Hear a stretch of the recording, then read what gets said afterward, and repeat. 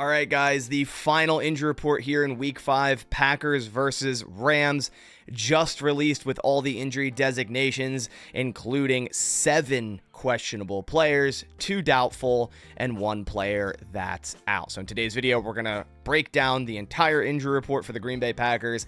Surprise, it's a long one already here in Week 5, and then also take a look at the Rams injury report ahead of this Week 5 matchup. If you happen to be a new viewer here, go down, click that subscribe button if you want to stay in the loop with everything Green Bay Packers, from injury reports, roster news, game breakdowns, film reviews. You'll find it all here on this channel, so go down and click subscribe. So let's waste no more time and dive right into it and bring up the screen.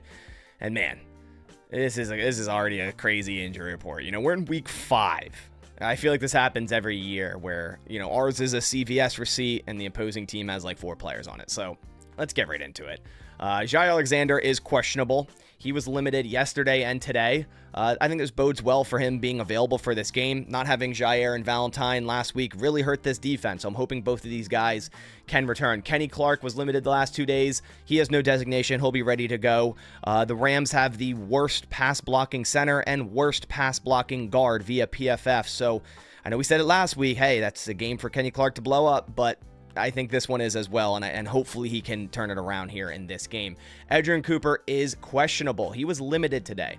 We saw limited Wednesday, did not participate Thursday, limited again today with this hip injury, so he is questionable. Romeo Doubs, this is a shocker here. Personal, out of practice for personal reasons yesterday, then again today, out of practice for a personal reason.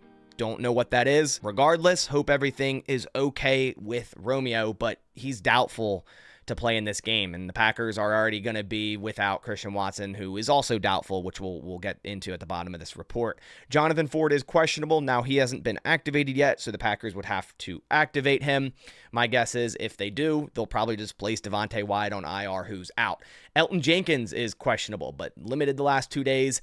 I'd be willing to bet money that Elton Jenkins will be playing in this game. Jordan Love with no designation is awesome, and a full participation yesterday and today in practice. He's ready to go, obviously, so it's great to see that there was no re-injury of the knee of any sort. Obviously, it's still going to be a risk, and he probably will still be wearing that leg brace or knee brace, but it keeps getting better and better, and he got all first-team reps this week, which he didn't last week, so that's great as well. Jordan Morgan, limited all week with the shoulder injury. He is questionable.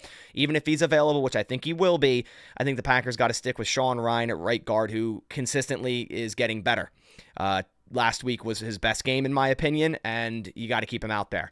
Luke Musgrave, who didn't practice all week with an ankle injury, is also questionable. This one's a little bit of a shock. I thought he was going to be doubtful or out, so I guess it's a slight positive to see questionable here, although it's been a disappointing start for Luke Musgrave. They're going to be very thin at tight end without him.